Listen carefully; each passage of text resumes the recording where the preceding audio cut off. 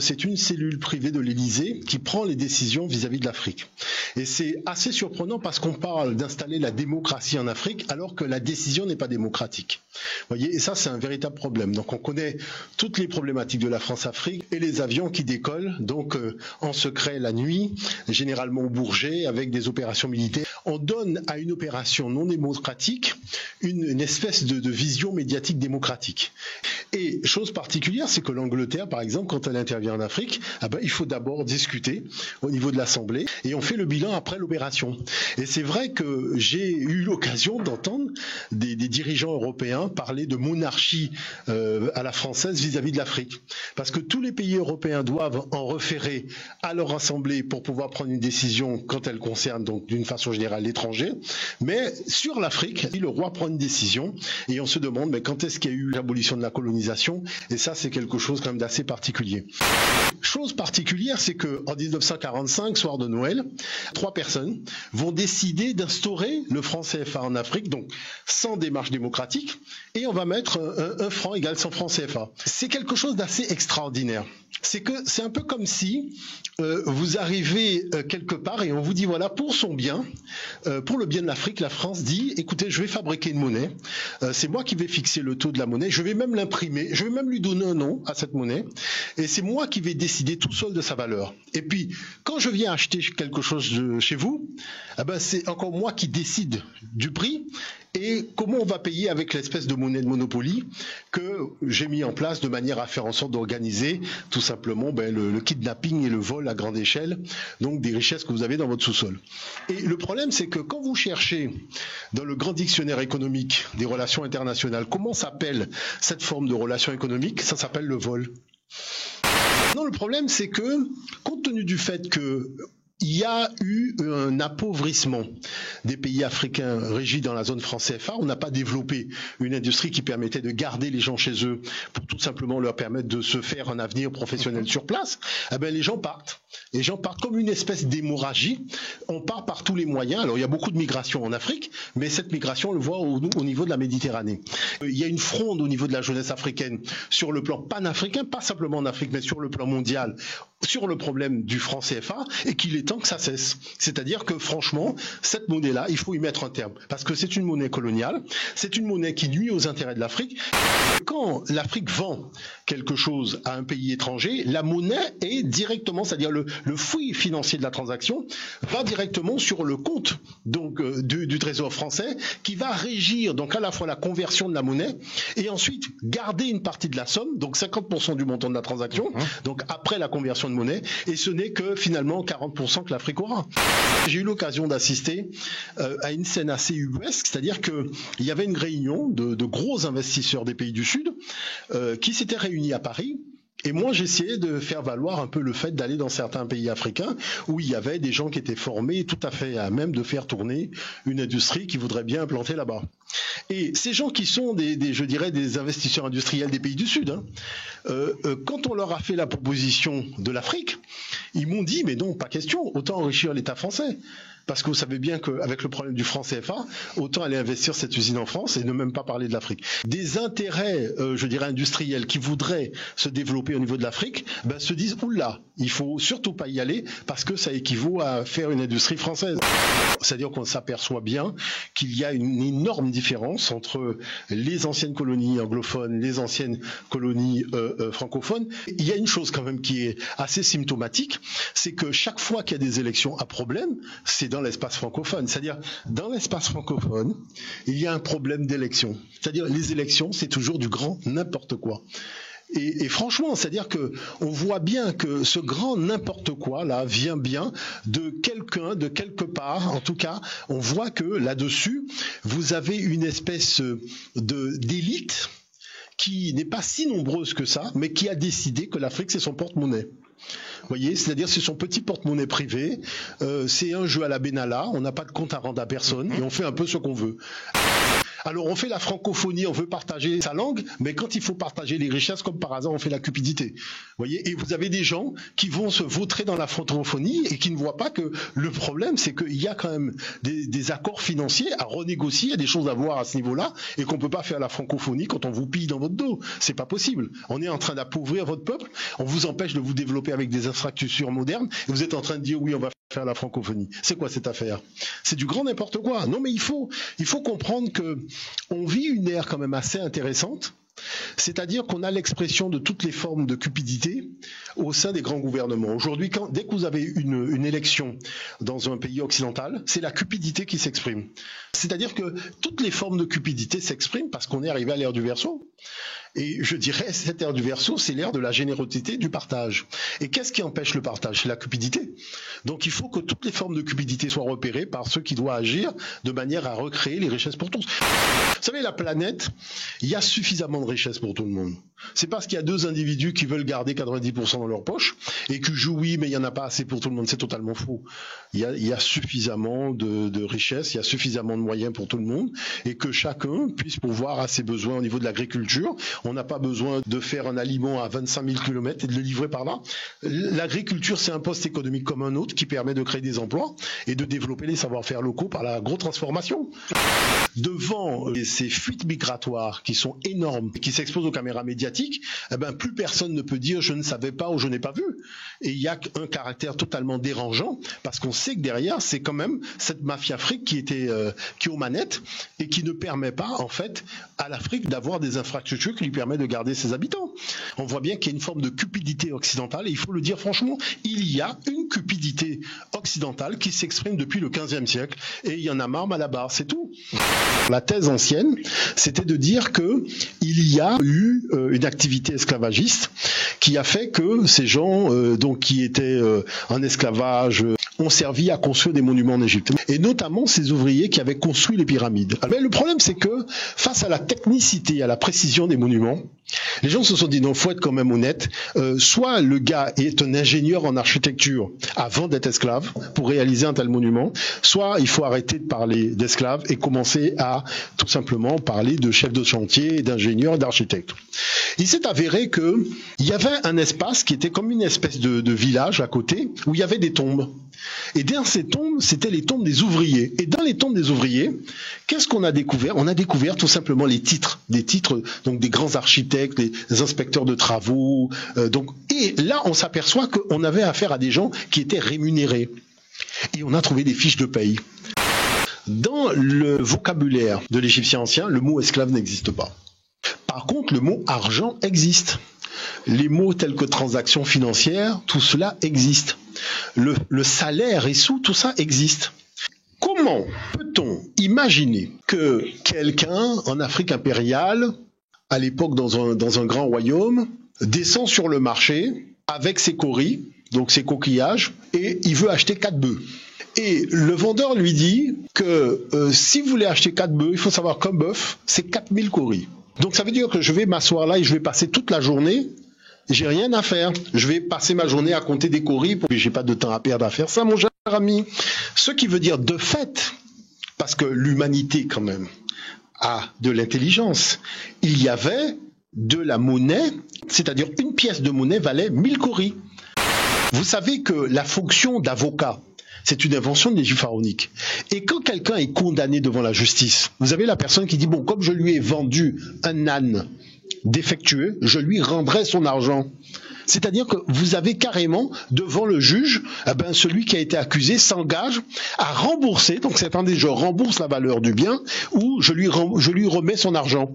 Je lui rembourse son argent, et l'argent est cité, c'est-à-dire en termes de châti, qui est le prix à laquelle l'individu a acheté l'âne qui était défectueux. Donc c'est-à-dire qu'on a toute une série en fait de choses qui prouvent que le système monétaire existait. Si vous prenez un dictionnaire hiéroglyphique et que vous allez chercher le mot argent, le mot transaction financière, vous allez trouver tout ça Si vous cherchez les mots châtie, c'est-à-dire qu'il y a un moment, les égyptologues même se sont dit non, on ne peut pas continuer comme ça, puisque ces termes-là, on les a. Maintenant, il y a des spécialistes de la monnaie en Europe qui ont analysé ça. Moi, j'ai mis leur testament. Eux-mêmes reconnaissent qu'il s'agit vraiment d'un système monétaire qui fonctionne. Et pourquoi, lorsqu'on aborde l'histoire de l'humanité, alors qu'il y a des matériaux probants, alors qu'on a des choses réelles dans le lexique pharaonique, pourquoi l'Afrique est systématiquement marginalisée comme ça des grandes problématiques de l'histoire de l'humanité? Parce que la monnaie est un enjeu. La monnaie, c'est l'expression du pouvoir d'un État, c'est l'expression du pouvoir de la puissance économique d'un peuple, c'est l'expression du pouvoir. Vous imaginez que lorsqu'il faut, par exemple, chercher le nom de la nouvelle monnaie, les gens s'interrogent, mais il faut l'appeler Chati ou il faut l'appeler Débène. Nous sommes les inventeurs de la monnaie. Il faut savoir que Pharaon éditait 20 000 fiches de paye par mois. Quand vous regardez le paiement des ouvriers, l'ingénieur n'a pas le prix du simple ouvrier. L'ingénieur qui travaille à mi-temps n'a pas le salaire plein. Et puis, vous savez, la meilleure, quand il y avait des blessés, il y avait déjà les congés maladie. La grève, le droit de grève sur Ramsès III, il y a le papyrus de la grève. Un pays qui veut se développer ne peut pas le faire avec des cerveaux sous-développés. Ce que les gens doivent comprendre, c'est qu'il y a un côté franchement malsain, mais vraiment malsain, à partir du postulat que les Noirs n'auraient pas fait. Vous voyez l'affaire, alors qu'on cache des matériaux, on cache des documents, tout simplement pour ne pas que le jeune puisse découvrir son potentiel, de manière à laisser le statu quo. Statu quo de quoi? Eh bien, tout simplement de l'appauvrissement de l'Afrique à grande échelle, parce que cet appauvrissement, c'est quoi? C'est l'appauvrissement d'abord des esprits. Des esprits appauvris créent tout simplement des pays appauvris. C'est-à-dire, c'est ça. Comment voulez-vous développer votre pays? Comment voulez-vous, même en Guadeloupe, concevoir un projet de civilisation si vous n'êtes pas maître des notions qui sont enseignées aux jeunes générations? Parce que la chose, c'est pas de dire que, voilà, avec la goyave, on peut faire ça, mais il faut théoriser une science à partir de ça.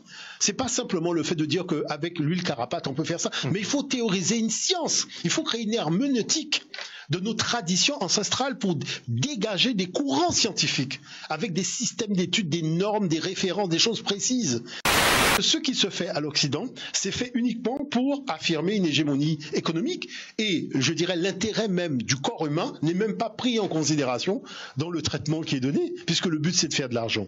Donc il faut revenir à une certaine éthique. Et vous voyez que le discours de l'éthique en historiographie, de l'éthique dans la science et de l'éthique même dans la confection des aliments, c'est un discours qui est ouvert. La monnaie, c'est une invention de l'Afrique noire. Je m'appuie sur un ouvrage que j'ai écrit. Vous voyez, la monnaie, parce que c'est important de montrer que la monnaie est née à l'époque de la construction des pyramides.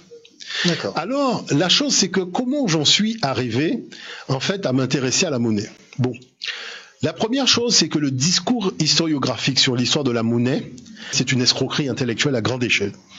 Vous voyez, comme par hasard, la part belle est faite aux Grecs. Encore une fois. Je dirais, là, c'est quand même un peu beaucoup. Donc ça, c'est l'ouvrage. Donc la monnaie au temps des pharaons, une antériorité africaine. Donc beaucoup de personnes l'ont lu et m'ont dit, non, là, vous avez fait quand même un travail relativement remarquable. Donc la chose, c'est que sur cela, on voit que l'historiographie de la monnaie, c'est de dire que tout le monde a utilisé les coquillages. Ce sont les Grecs d'Asie mineure qui ont frappé pour la première fois donc la monnaie. Et la chose, c'est qu'on voit arriver cette espèce de billet d'ordre en Chine, aux alentours donc de moins 900, et petit clin d'œil au franc CFA en 1945. Vous voyez, donc en plus 900, on a le billet à ordre donc en Chine. Et chose particulière, c'est que c'est le père de Crésus, Aliathès, qui va commencer à frapper donc ces monnaies, en fait tout simplement écraser des petites pépites pour les avoir en forme de jetons. Et voilà toute la tradition des jetons qui est apparue aux alentours de moins 600 dans l'histoire de l'humanité. On retrouve, faut pas l'oublier quand même, une forme de jeton en Chine aux alentours de moins 600. Et puis les Grecs d'Asie mineure vont avoir des pièces. Vous voyez que les pièces sont plutôt, je dirais, mal faites. Mais c'est surtout ce document-là, en 2012, il y a un congrès sur la monnaie et on dit que l'Afrique noire pharaonique n'a jamais connu de système monétaire. C'est-à-dire que vous avez un pays sans tradition monétaire, c'est-à-dire c'est relativement excessif. Et c'est là que je me suis dit, mais non, il faut maintenant mener une étude en règle de manière à démontrer que ces propos-là, ce genre de choses, vous voyez, c'est excessif. Alors c'est vrai que le terme toucher le pactole, être riche comme Crésus, ça vient de cette histoire-là. Donc c'était le fleuve qui s'appelait le Pactole, dans lequel il y avait les pépites, et il prenait les pépites et il faisait un alliage spécial, et on fêtait une espèce de sceau de manière à avoir le visage ici de lion, et ça représentait l'emblème du roi Crésus, et c'est pour ça qu'on dit riche comme Crésus, donc l'histoire a retenu cette affaire-là. Il faut savoir que le terme monnaie est rattaché à une divinité romaine qui est Juno Moneta, et Juno Moneta, c'était une monnaie qui était frappée sur le mont Jupiter, et vous allez comprendre pourquoi la sonde Juno a été envoyée sur Jupiter. Vous voyez, la sonde Juno, comme par hasard, elle va sur quelle planète? Sur Jupiter. Donc vous voyez qu'il y a un petit côté, il y a un mysticisme qui est fait ici, qui est fait dans le fonctionnement monétaire. Il y a beaucoup de pièces de monnaie en Europe où il y a des têtes de noirs. Parce que beaucoup de Noirs étaient tout simplement rois d'un certain nombre de cités, et ceux qui faisaient de l'aide humanitaire à l'Europe, les Européens même disent qu'on frappait la tête du roi africain qui avait aidé la cité, par exemple à Athènes, quand il y a eu des crises de famine. Regardez la toute première pièce de monnaie d'Athéna, vous voyez bien qu'elle a ses traces africaines, parce qu'il ne faut pas oublier que c'est un roi africain qui a fondé la ville d'Athènes. C'est pour ça que quand vous voyez la numismatique, vous avez cette pièce de monnaie avec cette femme africaine. Bon, maintenant le système monétaire, c'est qu'il faut que le système soit un moyen de paiement et d'échange, donc le support, il faut une unité de compte, donc qui est transversale, et une réserve de valeur. Et entre le vendeur et l'acheteur, il faut qu'il existe la notion de valeur. Ça coûte combien? Ça vaut combien? Et c'est là qu'on peut commencer à parler véritablement de système monétaire. Bon, chose particulière, c'est qu'à aucun moment on vous dit comment était le système mathématique des Grecs d'Asie mineure, alors que cette information, on l'a pour l'Afrique.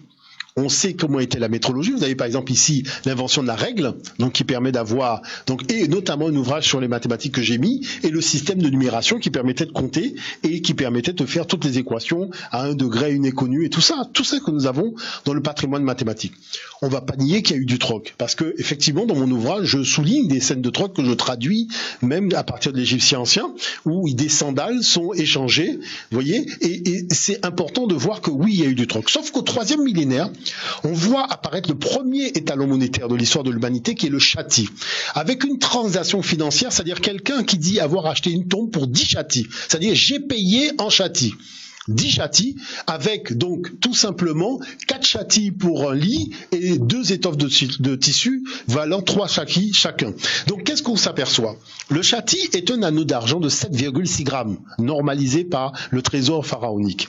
Et les experts commencent à rentrer en disant mais on aurait dit que finalement il y a vraiment un système monétaire. Et c'est Jacques Pirenne qui va dire que sur une scène, il y a quelqu'un qui dit tiens, voici pour toi un chat, cette excellence étendue, et le chat est l'étalon monétaire lui-même. C'est-à-dire que là, on n'offre plus de marchandises, mais on règle la transaction avec l'étalon lui-même. Et c'est là qu'on affirme que la monnaie est née. C'est-à-dire qu'on peut payer une transaction avec un étalon, mais qui est un anneau, c'est pas un jeton. Et donc on voit sur les scènes donc des fonctionnaires pharaoniques des choses qui sont tout simplement les anneaux d'argent, les anneaux d'or et les anneaux de cuivre qui n'ont pas la même valeur. Voyez, et au Moyen Empire, qu'est-ce qui va se passer? Dévaluation de la monnaie. Eh bien, on va avoir un débène qui est le débène d'or qui vaut un demi-débène de cuivre. Donc la monnaie est dévaluée puisque c'est une grande période de trouble à ce moment-là. Et donc, chose particulière, c'est que quand on va rentrer au Nouvel Empire, la monnaie va être, mais alors là, réévaluée. Pourquoi? Parce que le débène de l'époque vaut 12 chatis. Vous vous rendez compte? L'étalon monétaire était un chati à l'époque, et au Nouvel Empire, donc vers moins 1600, on a un étalon qui vaut 12 chatis, donc on va appeler seignou. Regardez le vocabulaire, vous voyez, on a edge qui veut dire l'argent, qui est déjà le métal argenté, vous voyez, donc vous avez vraiment les étalons monétaires, le chati, le débène, vous voyez, avec les différentes appellations du débène au fur et à mesure que le temps va passer.